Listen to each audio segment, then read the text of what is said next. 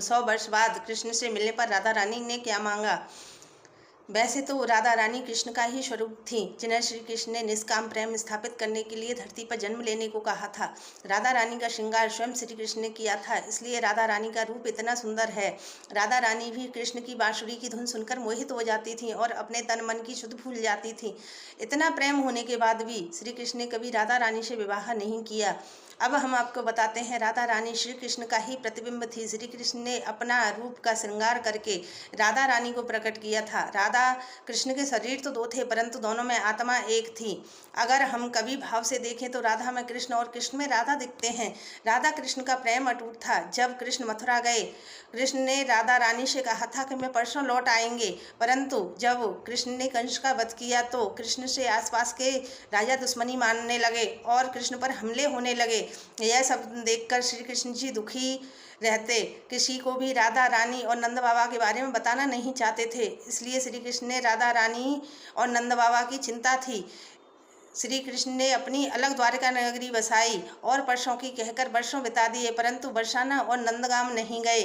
जब 100 वर्ष बीत गए तब राधा रानी अपनी अष्ट सखियों के साथ द्वारका पहुंची। उस समय द्वारकावासी अन्य ऋषि मुनियों के द्वारा श्री कृष्ण का पूजन चल रहा था। जब कृष्ण को द्वारपालों द्वारा पता चला कि अष्ट सखियों के साथ राधा रानी द्वारका नगरी पधारी हैं, तो श्री कृष्ण अपने तन मन की शुद्ध भूलकर राधा रानी से मिलने उनके डेरे में पहुंचे।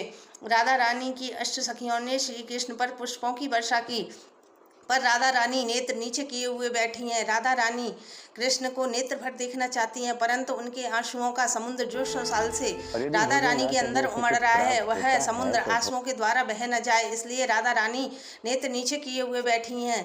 यह सब देखकर श्री कृष्ण राधा रानी के चरणों में अपना मुकुट रख देते हैं और राधा रानी के चरणों में जमीन पर ही बैठ जाते हैं। यह सब देखकर राधा रानी भी नीचे बैठ जाती हैं। श्री कृष्ण राधा रानी का मुख अपनी ओर करते हुए कहते हैं, हे राधे, मैं तुम्हें जितनी बार देखता हूँ तुम मुझे हमेशा नए रूप में दिखाई देती हो।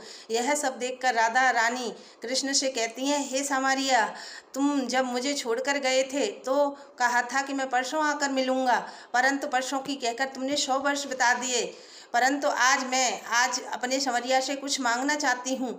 तब श्री कृष्ण कहते हैं, हे राधे, जो तुम कुछ कहोगी और मांगोगी मैं तुम्हें एक पल में दे दूंगा।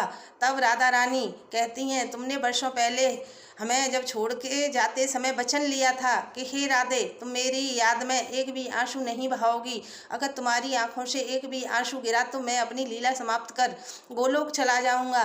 तब से हे सांवरिया, न मैं रोई हूँ और न सोई हूँ। आज तुम मुझे अपने इस वचन से आज़ाद कर दो, क्योंकि आज तुम्हारे रूप को नेत्रों में भरकर मैं सोना चाहती हूँ।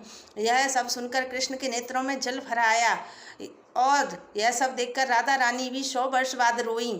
तब राधा रानी की सखियों ने श्री कृष्ण का द्वारकाधीश का रूप श्रृंगार उतारकर ब्रजनंदन के रूप में सजाया।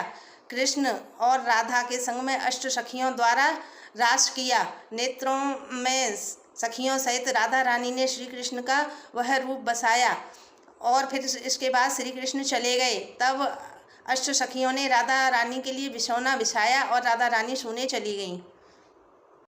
श्री शिवाय नमस्तुभ्यं।